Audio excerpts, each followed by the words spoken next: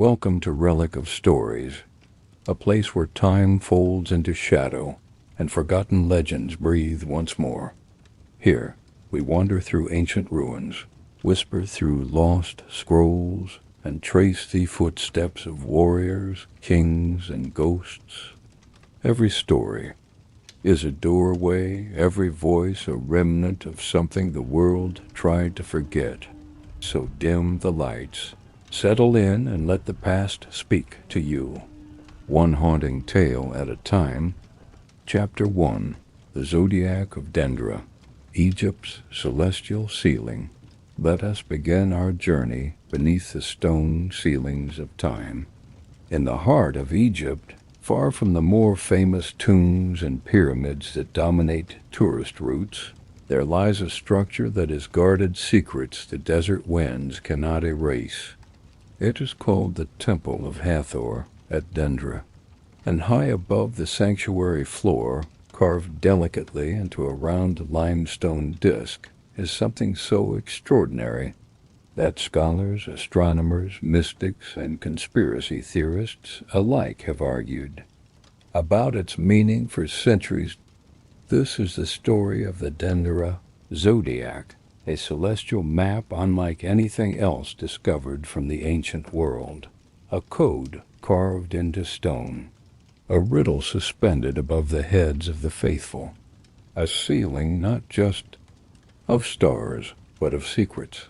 The temple itself dates back thousands of years, though the structure we see today was largely built in the Greco-Roman period around 50 BC. The site's religious significance runs much deeper, with roots reaching into the old kingdom of Egypt. For generation after generation, this sacred ground was dedicated to Hathor, the goddess of love, music, fertility, and the stars. Her temples were places of healing, of mystery, of the divine feminine. But the most curious artifact inside this temple, the one that would inspire endless fascination, isn't a statue or an altar. It's the round zodiac that once adorned the ceiling of a chapel built atop the temple roof.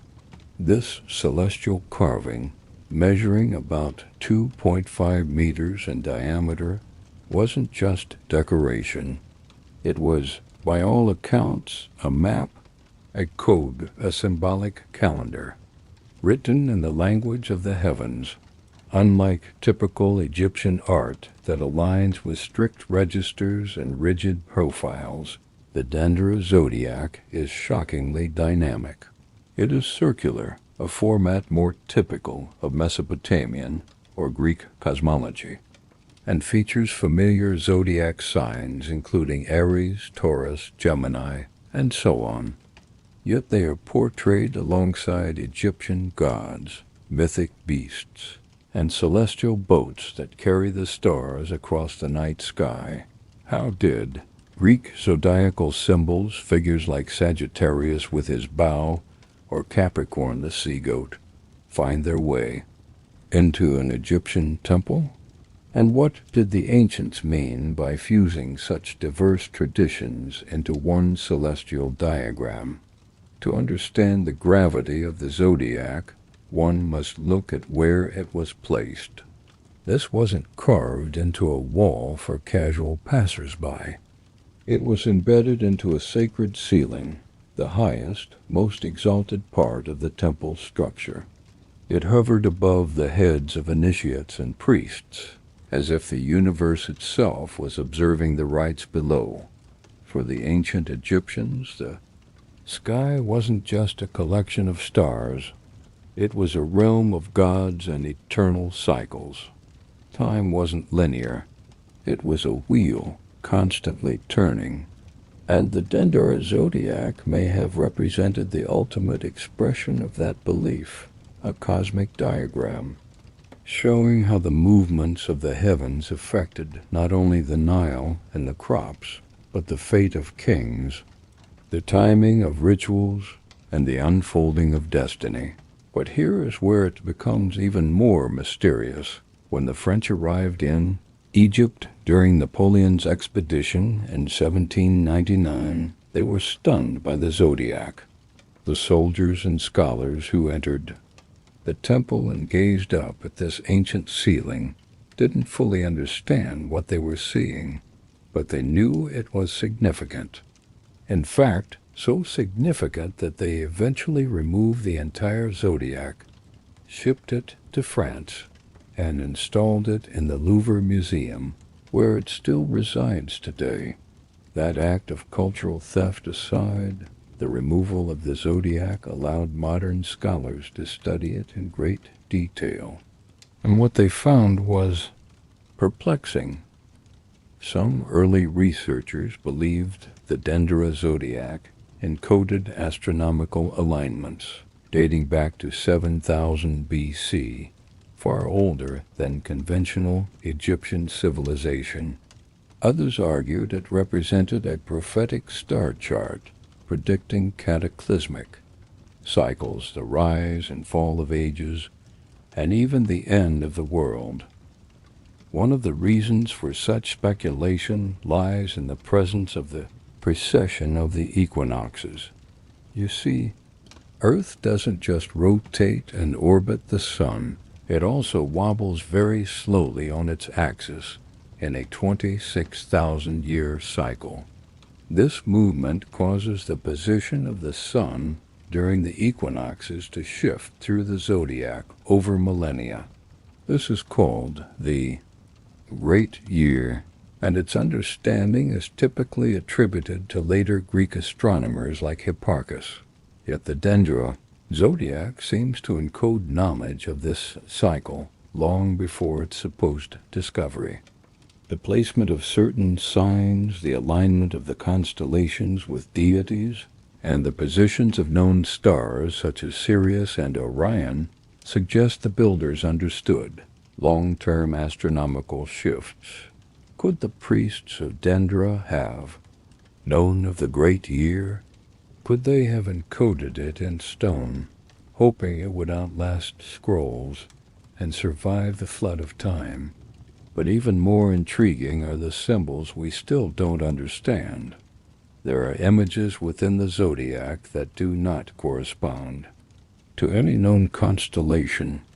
There are hybrid figures, such as the lion with a serpent's tail or a man-headed sphinx cradling stars, whose meanings remain elusive. There are boats filled with stars, circular patterns whose purpose is debated. Are they calendars? Ritual? Clocks? Gateways?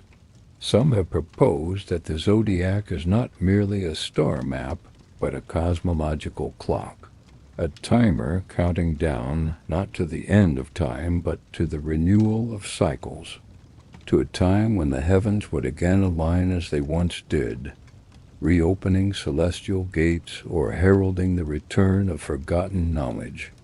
Ancient astronaut theorists, a term rightly viewed with caution, suggest the symbols represent star beings, or encoded messages from non-human intelligences.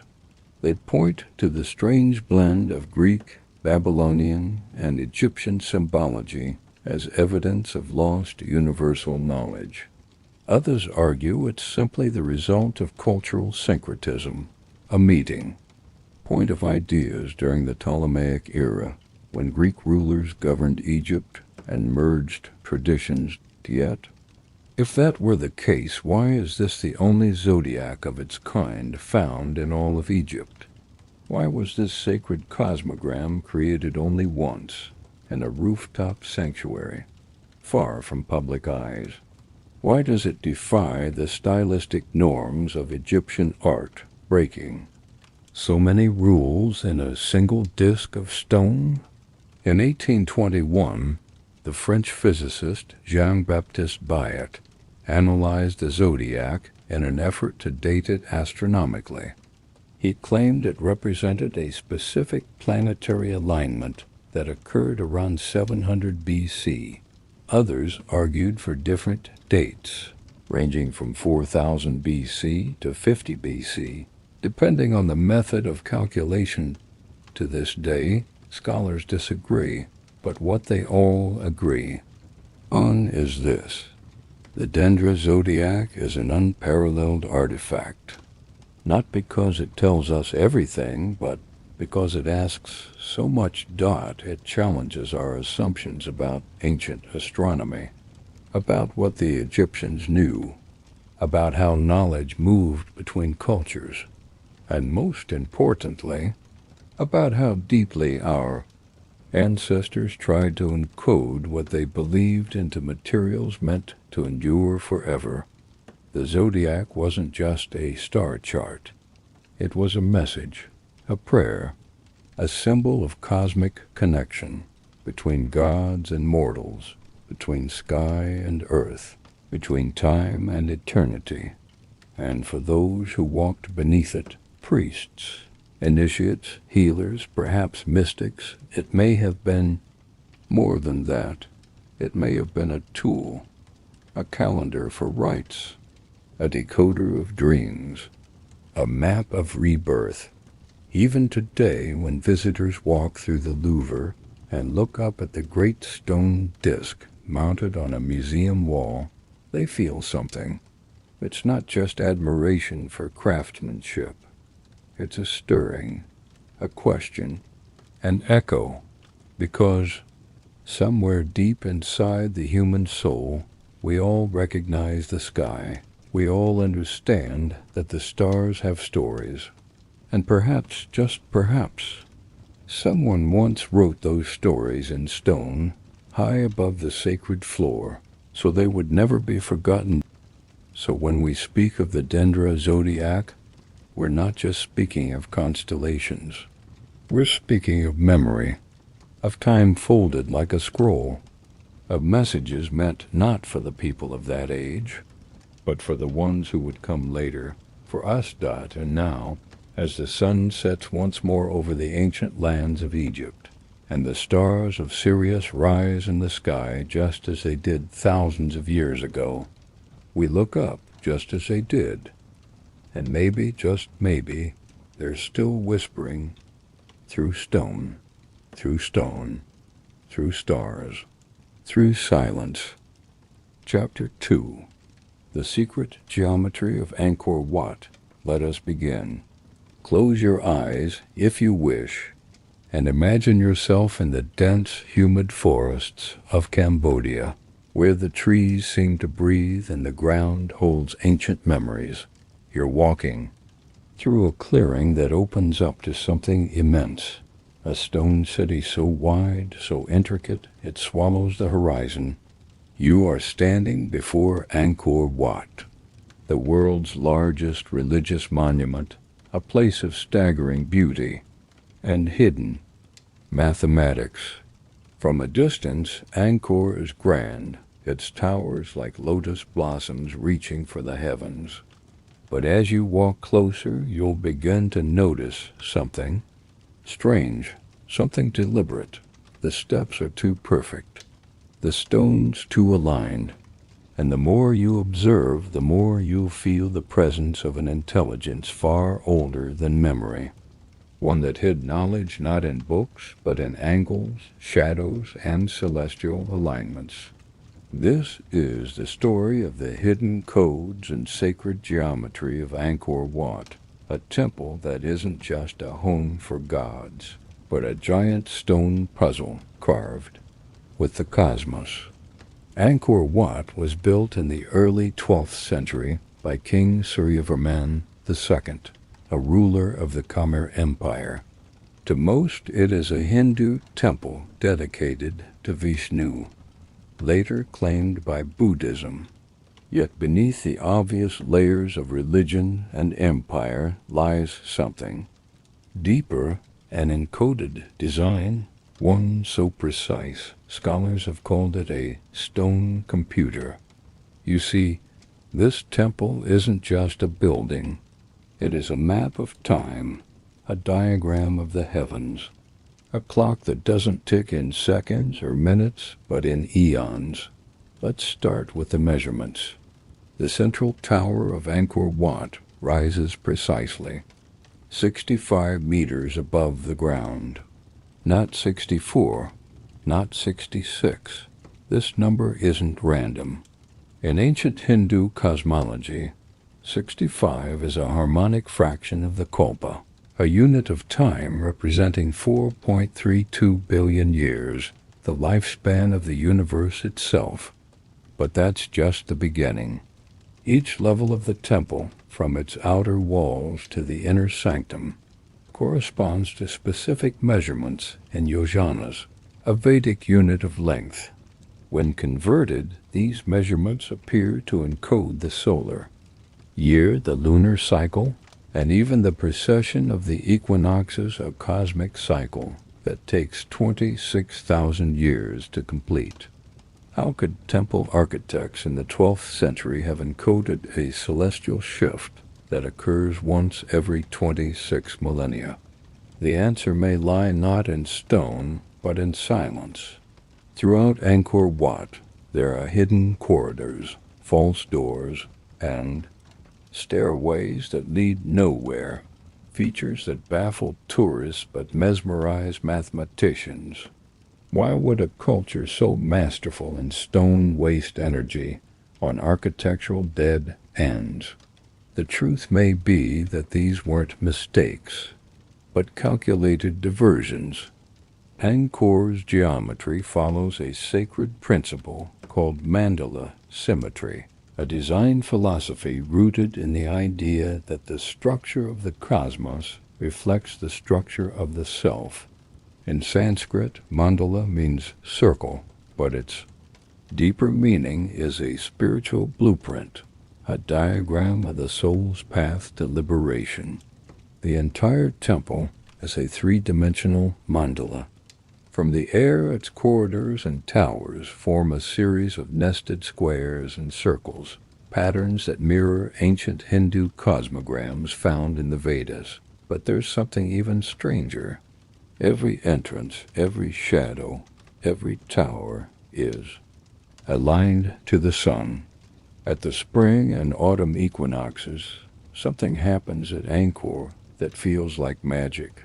As the sun rises, its rays pass perfectly over the central tower, aligning with the causeway that leads to the temple's heart. This isn't symbolic, it's astronomical. But here's the true mystery. This alignment works only from a very specific spot. Not just from anywhere in the courtyard, but from a single stone platform where priests once stood. From that position, at the exact moment of sunrise, the sun passes through the temple, not just over it, illuminating chambers deep within. It's as though the builders were trying to teach us something, that the light of the heavens and the geometry of the earth are not separate. They are one system, a living code. But the codes don't end with the stars. Hidden in the bas-reliefs, the intricate wall carvings that line the temple are mathematical ratios. The carvings aren't just decorative. They act like musical scores. Scholars have found repeating ratios of 1 to 1.618, the famed golden ratio, a number that appears in galaxies, seashells, and even DNA. At Angkor, this ratio isn't found by chance. It's built into the very proportions of doorways, corridors, and steps. In other words, Angkor Wat isn't just a religious site. It's a harmonic structure, tuned like an instrument to the vibrations of the universe. And perhaps the most eerie part is that we are only beginning to understand how. Let's talk about water. Most temples rise above the ground. Angkor is surrounded by it. A vast moat nearly 200 meters wide encircles the temple. Some say it's symbolic, representing the oceans of the world. But the geometry suggests something else. The moat isn't random. Its depth, width, and flow correspond to ancient models of the Milky Way. Yes, the galaxy itself. That's not all. Hidden beneath Angkor are vast hydraulic systems, canals, reservoirs, underground basins, so advanced modern engineers are still studying them, and many of these follow paths that mirror star charts. In short, the temple is a reflection of the sky turned upside down and planted into the earth. But here's where things get even stranger. In 2016, scientists using LIDAR, a technology that scans through forest cover, discovered that Angkor Wat is just one piece of a much larger city. An entire hidden metropolis lies beneath the jungle, with roads, canals, and temple complexes, arranged in geometric patterns, many of which also align to stars. One researcher called it the largest low-density pre-industrial city in the world. But the layout, it's celestial.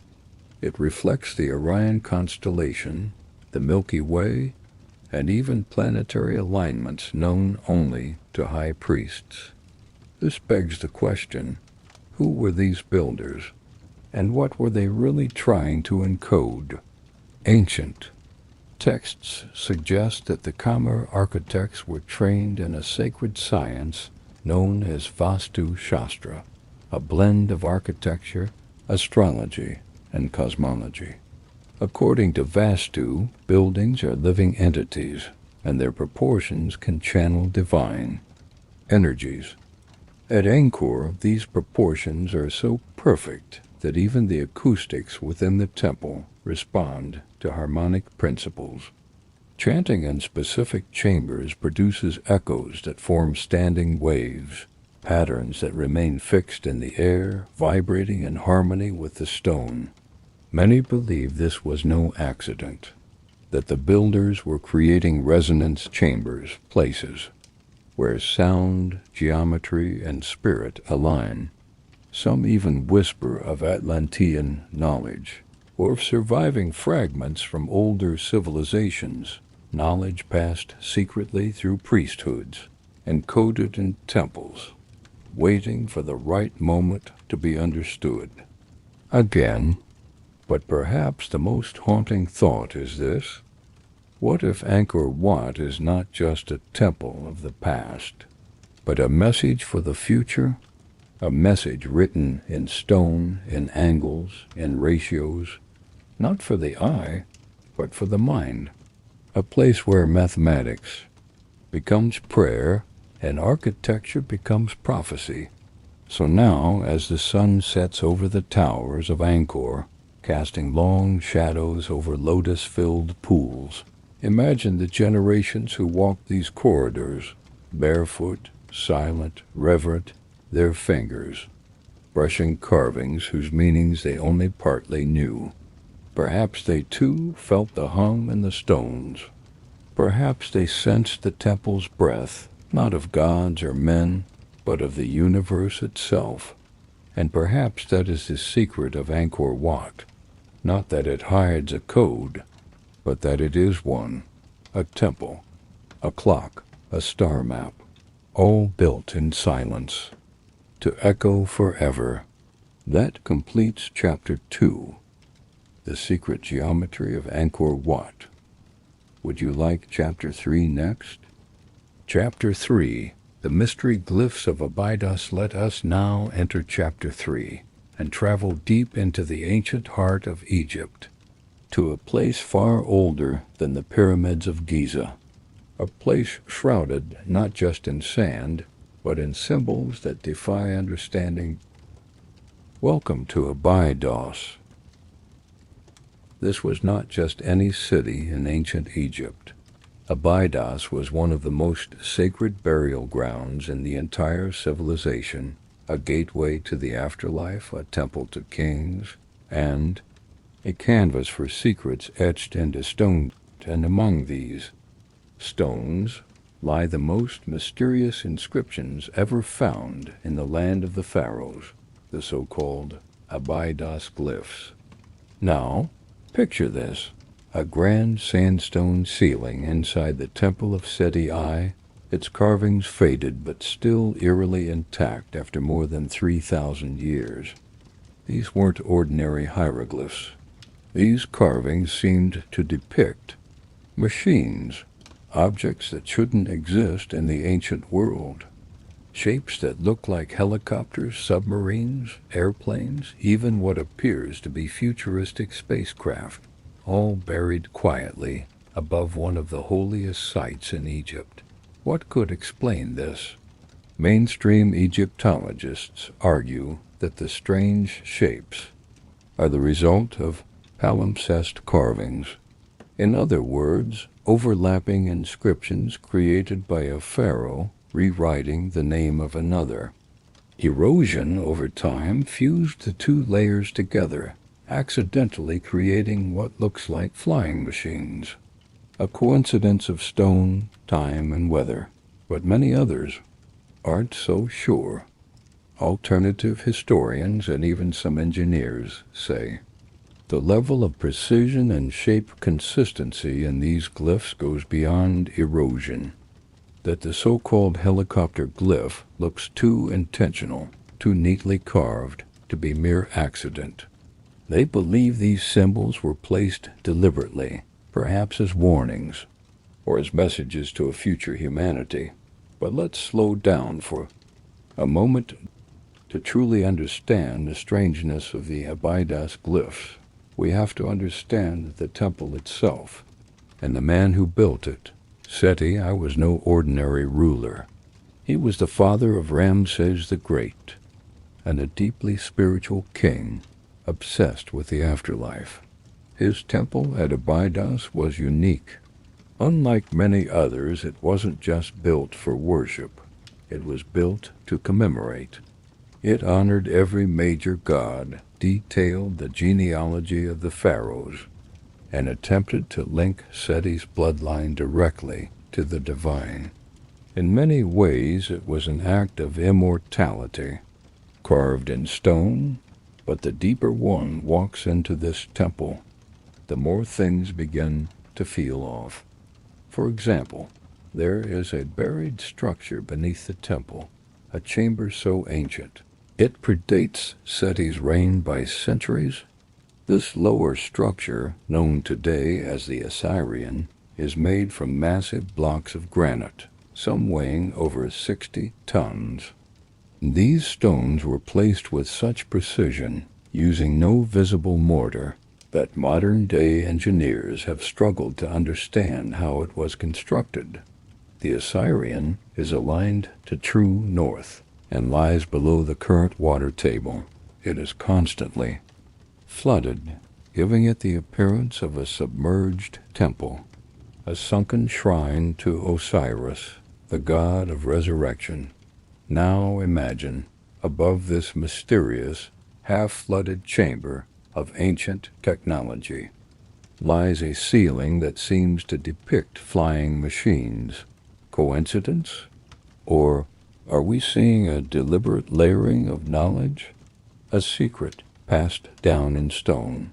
Some researchers claim the glyphs are symbolic, not literal, representations of divine transport. After all, in Egyptian mythology, gods often traveled the skies. Horus flew across the heavens as a falcon. The sun god Ra rode a celestial bark, a flying solar ship. So perhaps the strange glyphs are meant to honor that divine technology, something humanity once saw and now forgets. But others go further. There are whispers, soft, persistent, that the Abydos glyphs are not Egyptian at all, but leftovers from something older, something pre-dynastic, from a lost civilization whose technology far surpassed anything we know. Some call them the followers of Horus, others the Atlanteans. But whoever they were, if they existed, they left no written record, only shape, symbols, codes. Let's pause here for a moment. Picture yourself walking through the temple of Seti, torchlight flickering against the walls. You hear your own footsteps echo through the sandstone corridors. You run your hand across the cool carvings, and then you look up, and there it is. The infamous glyph, a chopper-shaped figure, unmistakably modern. Next to it, a long tubular shape, a bladed object, a disc. What message is this ceiling trying to send? Could it be that Seti, or a hidden priesthood, knew something we didn't? That they inherited knowledge not meant for public eyes, only for those who walked the corridors of sacred geometry? Or was it simply a linguistic accident, as scholars insist? We may never know, but the mystery deepens, because Abydos is not alone. Across Egypt, and even beyond, we find symbols that match no known language. At Saqqara, we find burial shafts with strange star maps carved into their walls. At Dendra, the zodiac ceiling depicts celestial alignments far older than the temple itself. At Nabta Playa, in the western desert, megalithic stone circles align with the solstices built long before the pharaohs even rose to power. It is as if Egypt was not just a civilization, but a library, and each temple a chapter. And yet Abydos remains one of its strangest. Tourists come, tourists go. Most walk right beneath the helicopter glyph without noticing.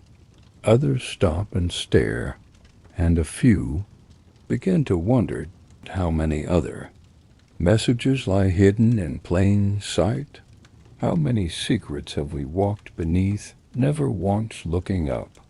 In the end, the Abydos glyphs may never be fully explained.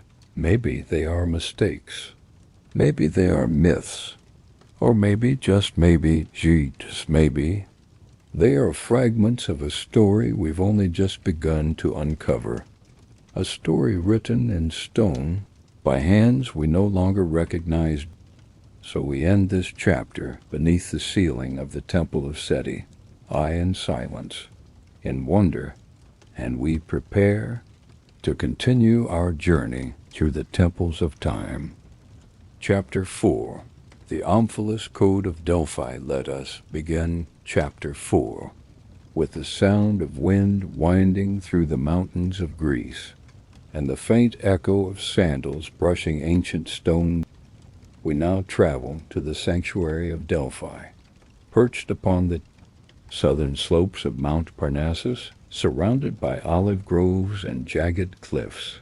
Delphi was once the spiritual center of the ancient Greek world, but it was more than a place of prayer or prophecy. It was believed to be the navel of the earth, the Omphalos. The stone that marked the center of all things was placed here, and it is this stone, and the code said to be carved in two, its very presence that forms the mystery of our chapter. The Omphalos of Delphi, not merely a rock, not just a relic, but a cosmic marker, encoded with hidden truths. Some said it was a map, others a divine beacon, and yet others believed it was a machine left by gods. Let's step quietly into its story. According to legend, a god Zeus released two eagles from opposite ends of the world. They flew toward one another, and where they met, Delphi, he placed the Omphalos stone, declaring it the center of the earth. But this wasn't just a myth.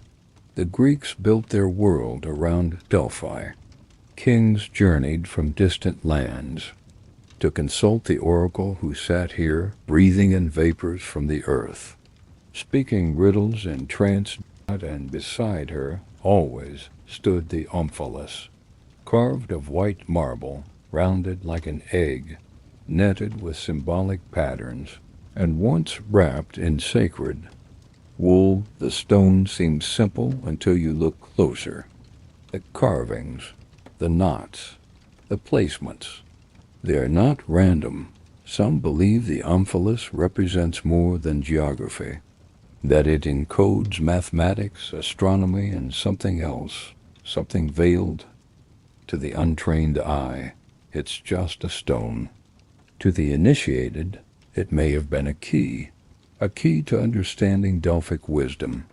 Let's take a moment to talk about what Delphi was. This wasn't merely a place of prayer. It was a hub of science, myth, and secret knowledge. The temple of Apollo, where the oracle spoke, was built on a fault line, giving rise to the sacred vapors that inspired prophecy. But those who listened weren't peasants. They were kings, philosophers, generals, Pythagoras, Socrates, Alexander the Great. They didn't come for vague fortunes. They came for code, for layered truth hidden in metaphor. The oracle never gave straight answers, only symbols. And to decode them, one had to understand Delphic language, allegory, mathematics, cosmic rhythm, and perhaps the language of the Omphalos itself. Now, let's dive deeper into the stone. The surface of the Omphalos is patterned with a crisscross design, a kind of mesh, which some researchers believe represents the net of the cosmos. This is similar to Hindu and Buddhist ideas of the Indra net, a metaphor for the interconnectedness of all things. Others point out that the shape resembles geodetic markers, ancient tools used to map the Earth's curvature. Could it be that the Omphalos wasn't just symbolic, but a relic of ancient geoscience? Still more compelling is the idea that the Omphalos encoded harmonics, a resonance map in Delphic lore. The temple was said to be tuned. The sounds within it created vibrational frequencies said to enhance the trance of the oracle. The stone may have helped channel or absorb these vibrations, a kind of resonant antenna, aligning the human voice with something deeper, something divine. Now imagine this: a priestess draped in linen, seated upon a tripod above a fissure in the earth. She breathes deeply. The stone beside her begins to hum, barely perceptible. Her words come fragmented, poetic. The Omphalos, silent, absorbs her truth. Around her, the temple resonates. This was not mere ritual. This was a code exchange between human and cosmos, and the clues don't end there. Beneath the temple, archaeologists have discovered subterranean chambers, alignment patterns, and strange acoustic anomalies. Certain frequencies, when spoken in, these stone-lined corridors carry endlessly. Whispers echo like thunder. Could the builders of Delphi have understood acoustics, frequencies, even mind states? Ancient inscriptions found on site include phrases like, "Know thyself," "Nothing in excess," "Surety brings ruin." These were not commandments, but axioms, encoded instructions for living, thinking, perceiving. They speak to balance, self-awareness, and restraint, principles deeply woven into the sacred geometry and architecture of Delphi. Some say the true code of the Omphalos lies in its location. Delphi sits at the crossroads of powerful geodetic lines, natural energy paths that crisscross the earth like veins. Many ancient sites, Stonehenge, the Great Pyramid, Chichen Itza, lie along these lines. Some believe the ancients mapped them, knew their rhythm, and Delphi was placed with this in mind. The Omphalos marking a node of resonance in Earth's energy field. Could it be that the stone was not just symbolic, but activated? Some esoteric traditions say the Omphalos could speak, not in words, but in vibration. that it could attune human consciousness to deeper truths, that initiates, those allowed to approach the stone, were able to feel a message that could not be written, a communication not from gods, but from the universe itself. Let us pause now and imagine this. You stand at Delphi, wind in your ears, the ruins golden under the morning sun. The Omphalos sits before you, weathered, small, unassuming. You reach out and place your hand upon it. For a moment there is nothing. Then a warmth, a slight vibration, a memory not your own, a whisper without sound, something older than myth, older than language. That is the code of Delphi. And though scholars debate and skeptics scoff, the truth remains. The Omphalos still draws pilgrims. Even now it sits silently in the Delphi Museum. People walk past, take pictures, then move on. But some linger, they stare. They wonder, could this stone be more than a relic? Could it be a map, a message, a mirror? Perhaps or perhaps not, but the question remains. And in asking it, we enter the code. So let us close this chapter beneath the eyes of Apollo, with the winds of Mount Parnassus echoing ancient chants, and let us carry the silence of the Omphalos with us into the next. Mystery. Chapter 5. The Enigmatic Carvings of Göbekli Tepe, from the series. Hidden codes and symbols found in ancient temples. Let us begin this chapter with a journey far deeper into time than any other on our path so far. We walk back over 12,000 years, beyond the rise of pyramids, beyond early dynasties, to a time when human civilization was still forming, but when something astonishing was emerging. Göbekli Tepe. Göbekli Tepe sits atop a wind-swept plateau in southeastern Turkey, its pillars rising from the earth like silent sentinels. Carved into each massive stone are fantastic creatures, serpents, scorpions, vultures, boars, and strange abstract symbols. There are rings, spirals, running figures, and even abstract lines arranged in panels, sometimes repeated exactly or rotated only slightly. For decades, archaeologists had labeled the site as simply monumental, perhaps ceremonial. But as the stonework revealed detail after detail, a different realization emerged. These carvings were not random. They were deliberate, and they might encode something far older, something etched not in language, but in memory. Imagine this. Hunter-gatherer woman kneels before a pillar. Her hands trace the groove of a vulture's wing. She hums a sound into the living stone. Above her the sky is wide, silent, and the pillar echoes.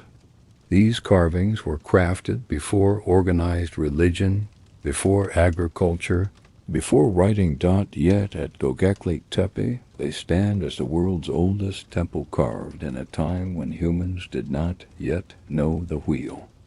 Now, consider the stone circles themselves. Rather than being placed randomly, the pillars form concentric rings, nearly perfect in their arrangement.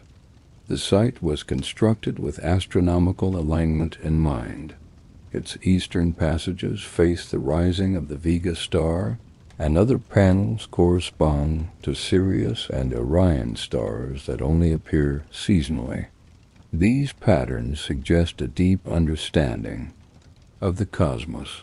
Even more compelling, the carvings themselves appear to depict star maps or even cometary cycles. Some researchers claim that a sequence of vulture and scorpion designs corresponds to years when the torrid meteor stream was especially active, a celestial event that ancient peoples may have witnessed as divine. How would hunter-gatherers track such things? perhaps through storytelling and perhaps through stone. The repeated motif spirals, T-shapes, stylized animals may encode not words, but collective memory passed down across generations. A mnemonic device carved in stone to preserve knowledge. Before writing existed, let us walk through one such circle. Now, imagine stepping past the entrance and into a chamber of T-shaped pillars, each standing over 4 meters tall and weighing multiple tons. A carving shows a vulture swooping downward. On the opposite pillar, a scorpion raises its pincers. Below, an abstract spiral radiates outward.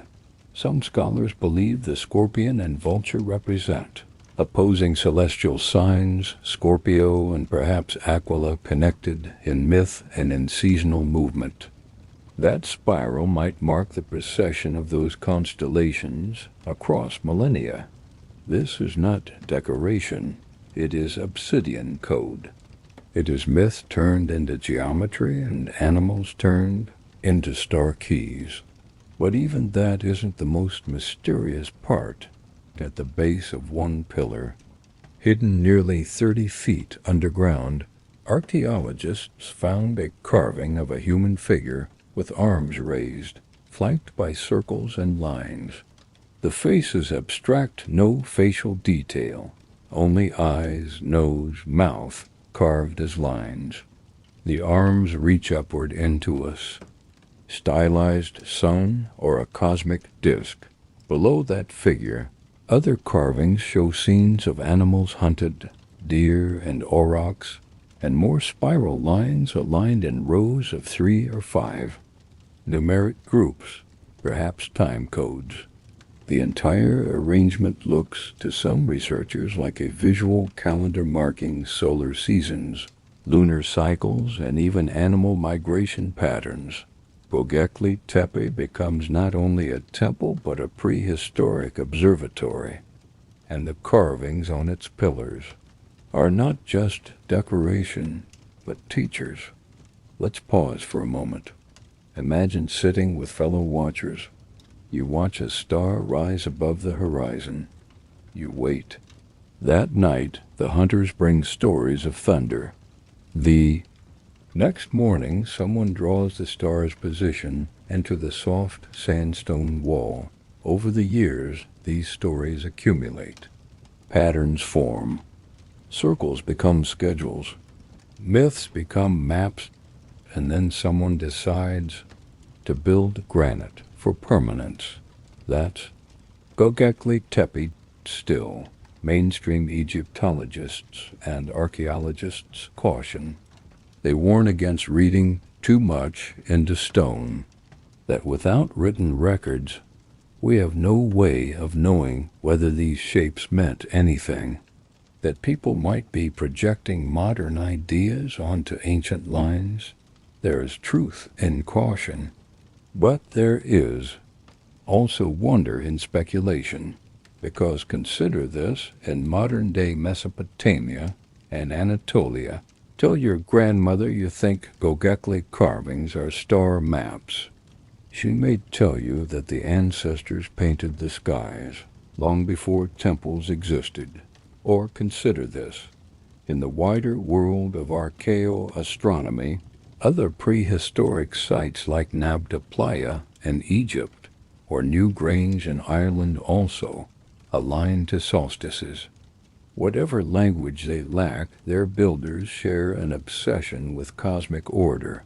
Göbekli is not alone. It's part of a global memory buried in stone. Now, what about the enigmatic spiral?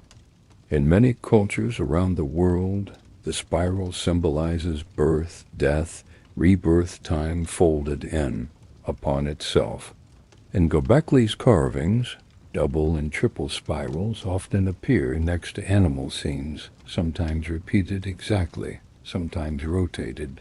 Some scholars believe these mark cardinal festivals: spring, midsummer, autumn, midwinter, that the people who built Göbekli were deeply attuned to.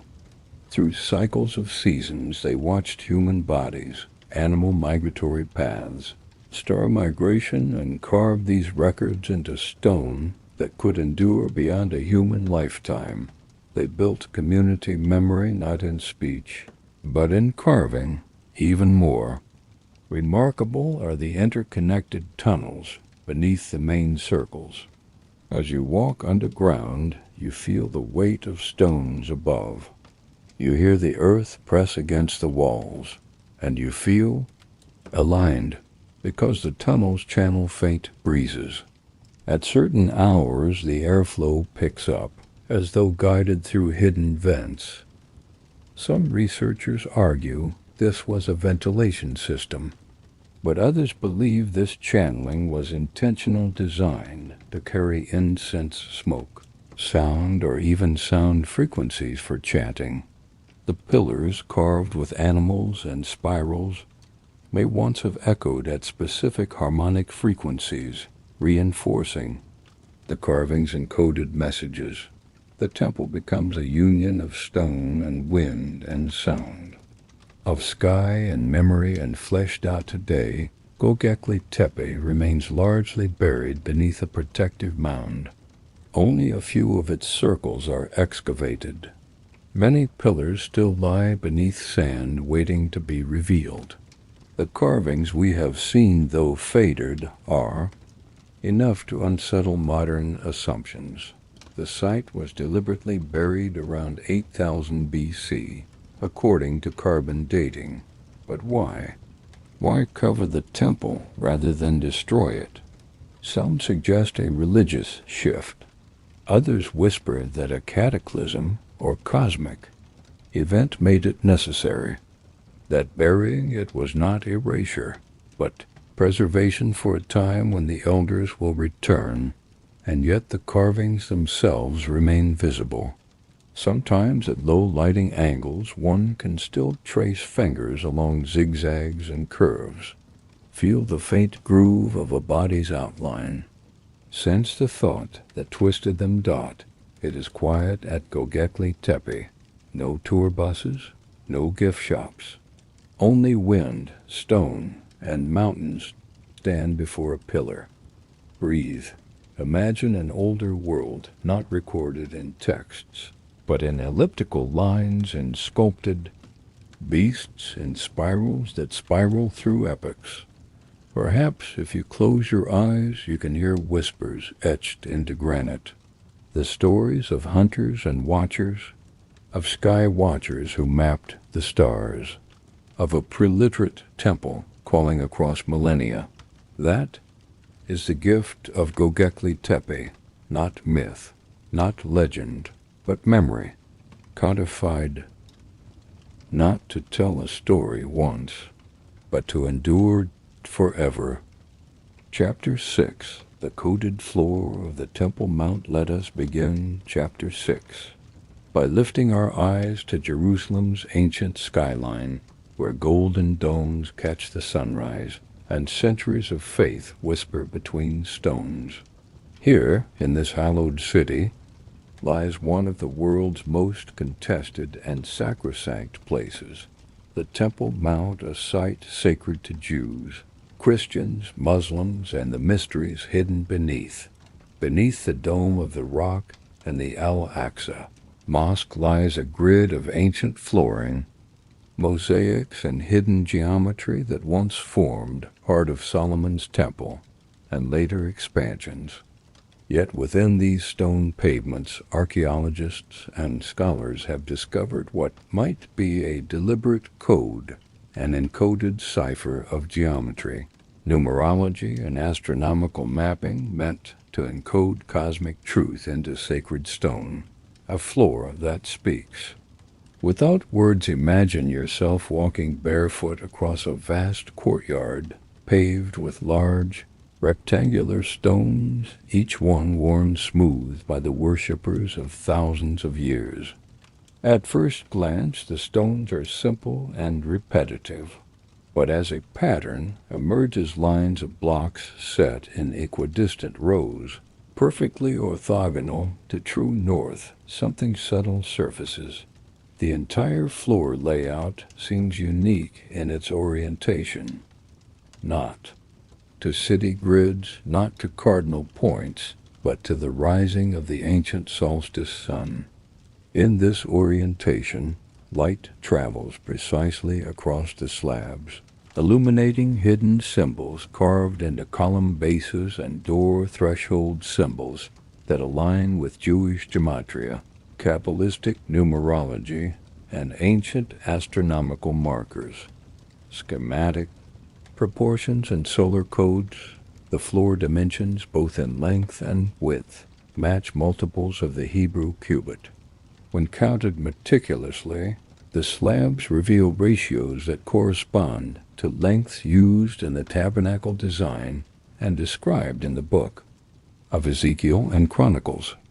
These numbers relate not just to human measure, but to cosmic timing, the solar year, 365 days, lunar cycles, and the Metonic cycle of 19 years used to reconcile solar Jewish calendars. What does this mean?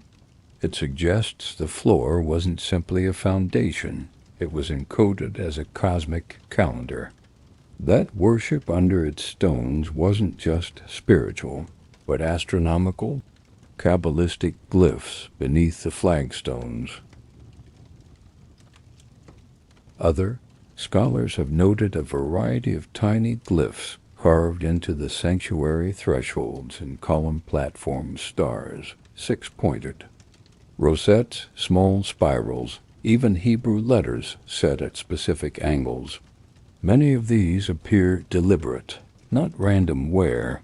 One especially enigmatic symbol, a six-pointed star carved into a central paving slab, lies exactly in line with the sunrise over the Mount of Olives on the summer solstice. Outside, this alignment sends golden light directly onto the spot where the high priest once entered to commune with God. Near it, an inscribed rosette equals 7 petals, possibly referencing the planetary days of the week. Who carved them?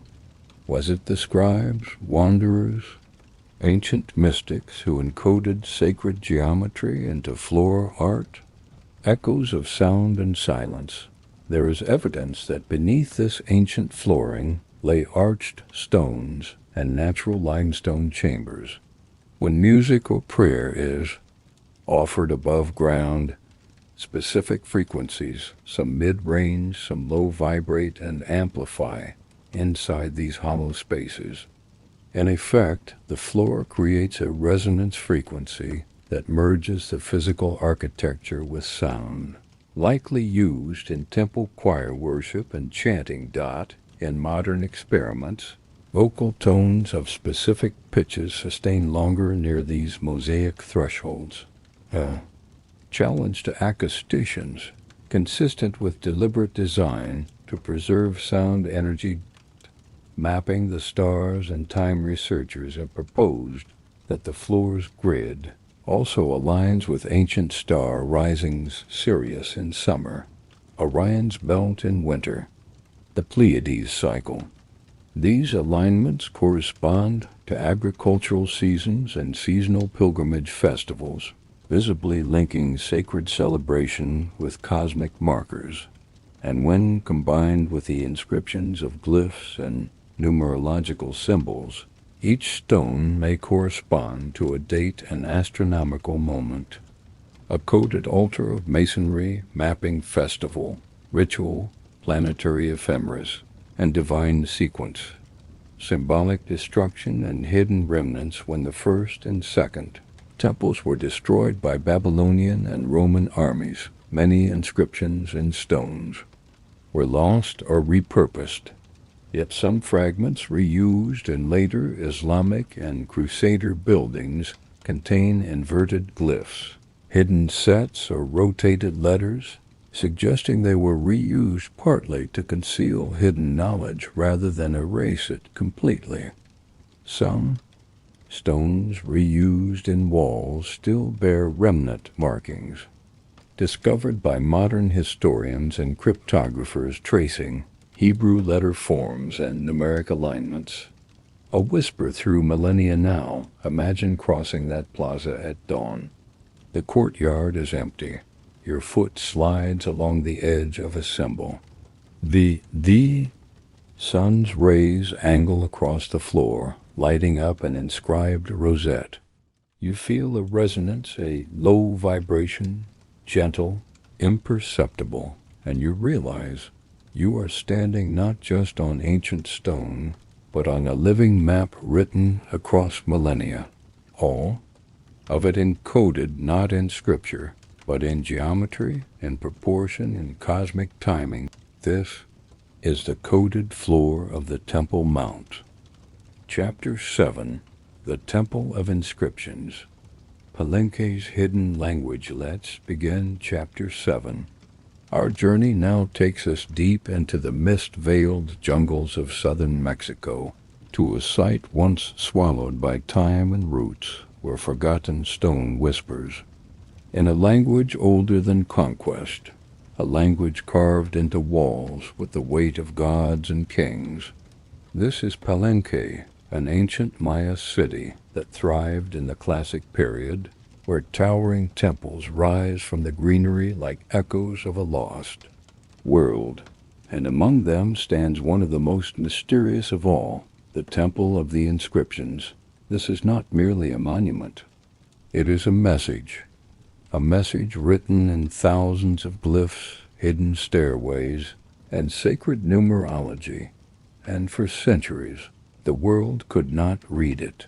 The discovery of a tomb hidden in code, the Temple of the Inscriptions, earned its name from the rich panels of glyphs lining its inner sanctum, over 600 glyph blocks engraved into stone, forming one of the longest known texts of ancient Mesoamerica.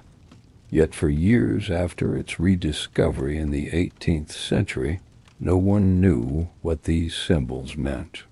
Explorers and priests believed it to be religious decoration. Others thought it a calendar or ceremonial hymn.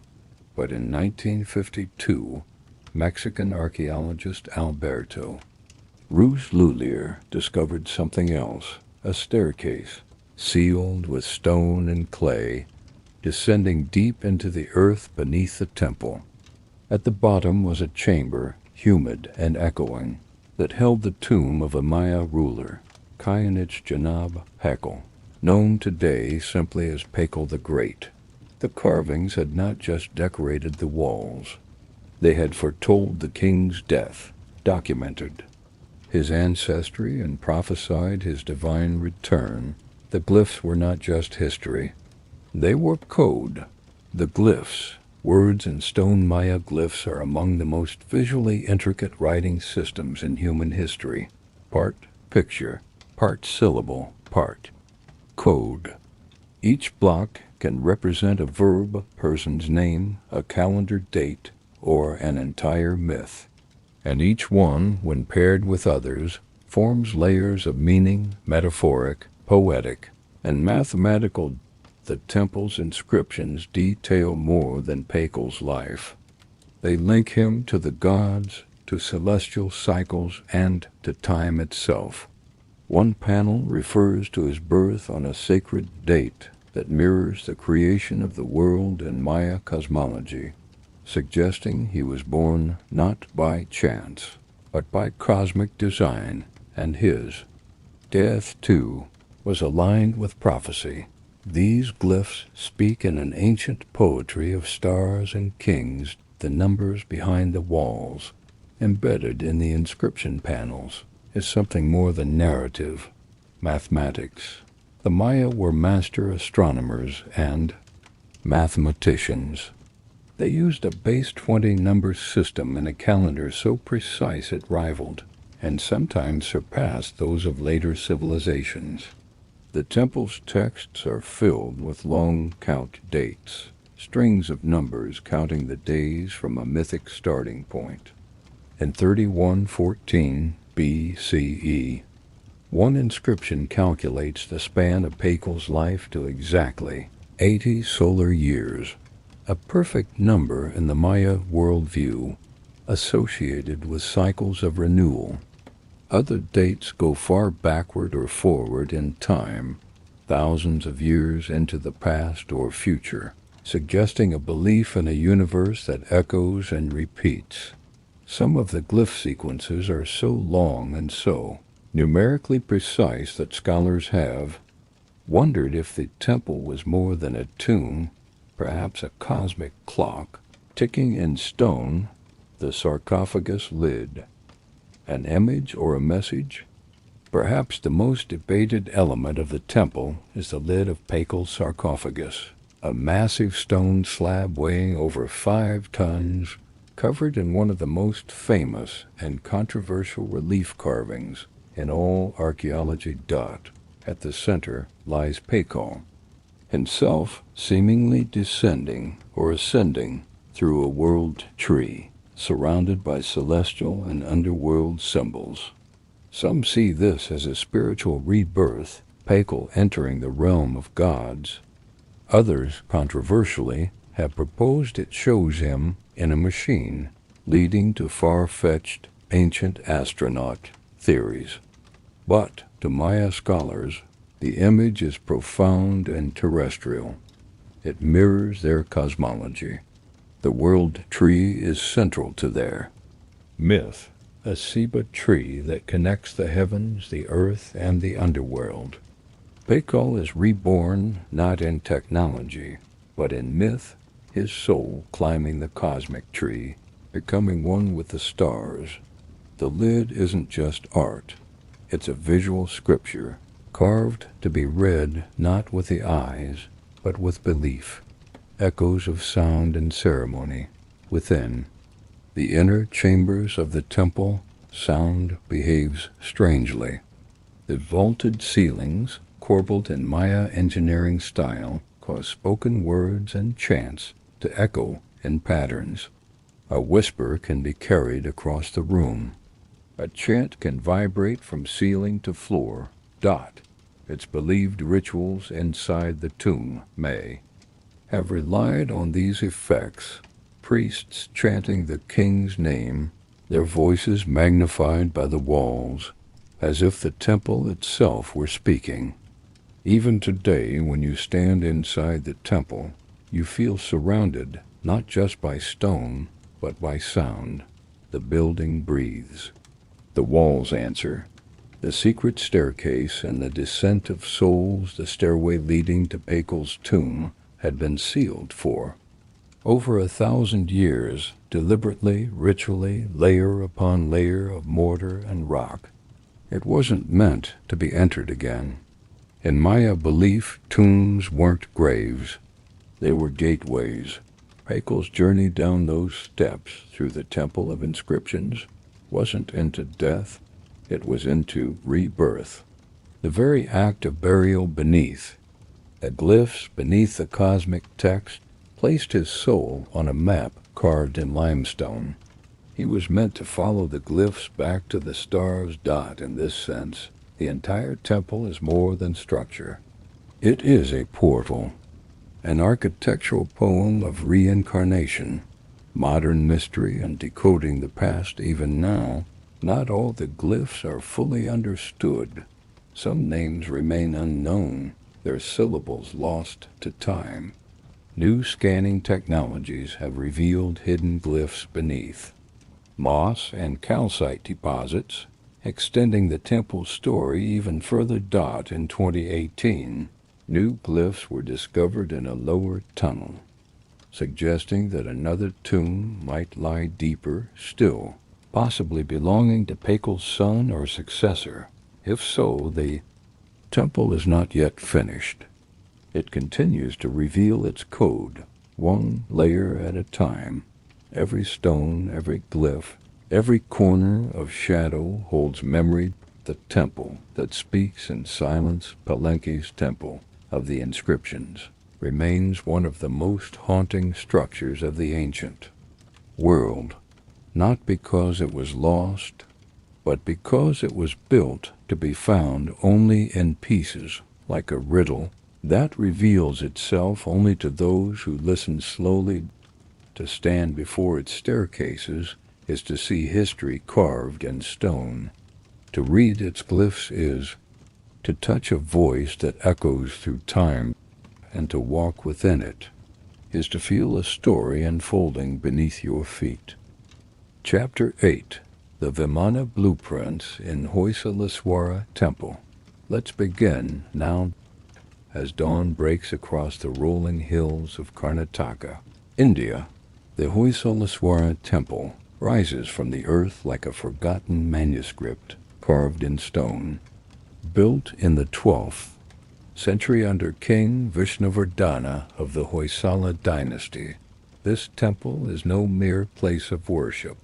It is an archive of knowledge, a sanctuary of encoded wisdom hidden within elaborate sculptures and mystical patterns.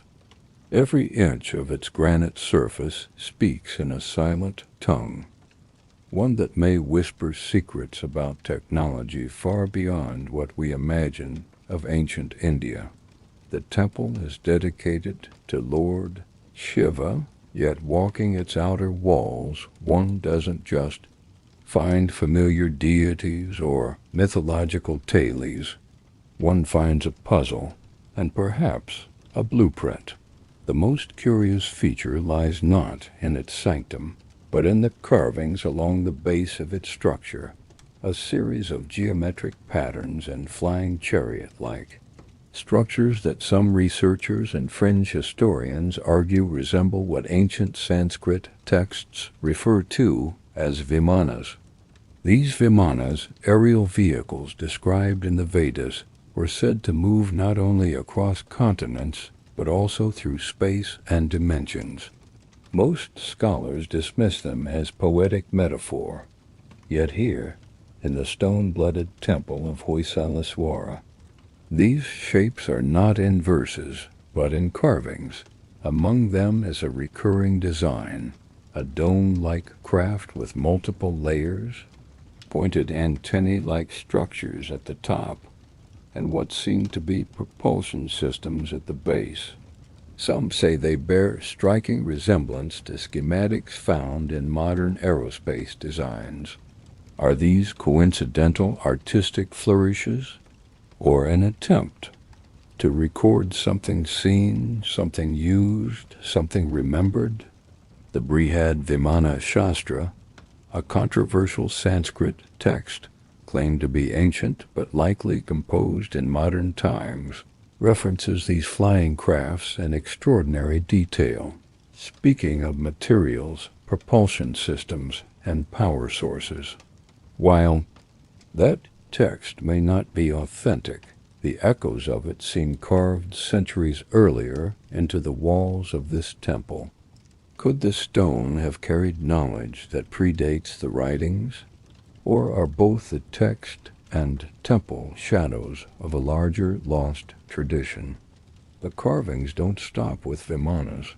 Elsewhere one finds strange figures holding rods and objects shaped like coils or crystals, none of which clearly align with standard Hindu iconography. Some figures seem to wear masks or helmets. Others point to the sky.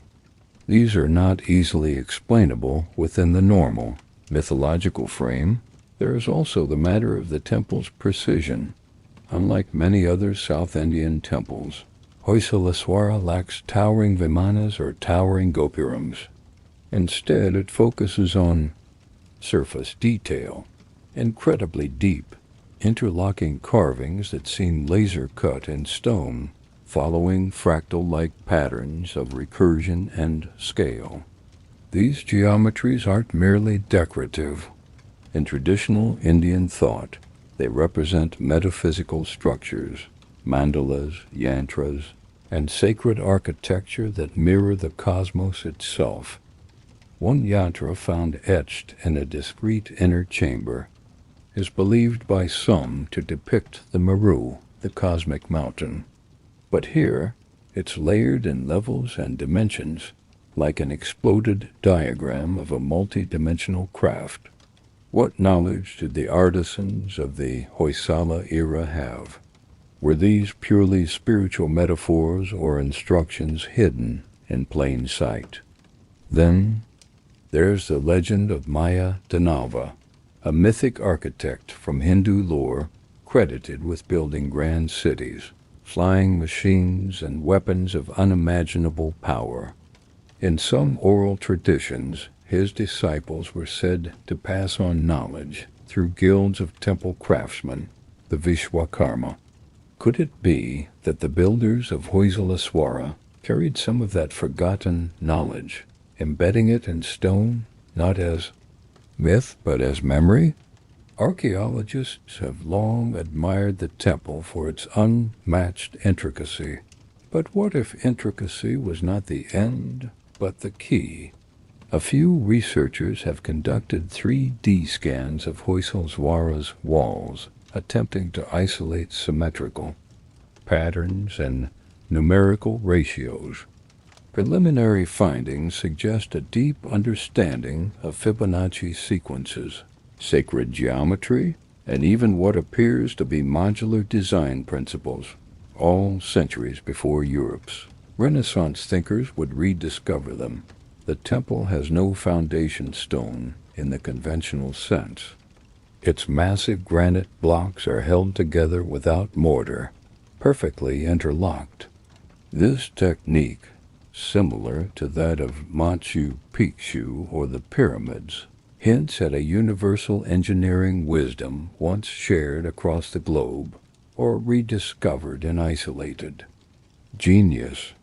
Either way, it speaks to a mastery of space and weight, of balance and purpose.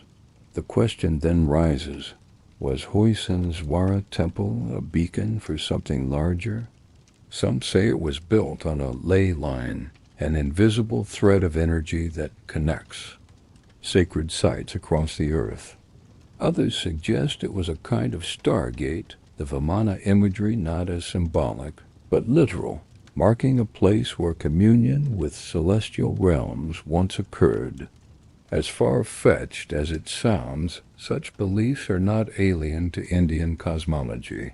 The gods did not live in heaven, they visited.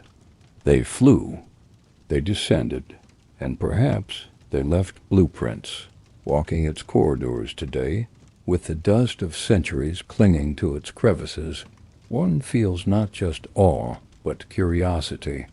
The temple does not reveal, it challenges. It invites you to see beyond the visible, to ask questions no guidebook can answer. Why would a rural king commission a temple of such mind-bending complexity? Why include so many non-religious symbols? Why carve potential aircrafts if no such thing existed?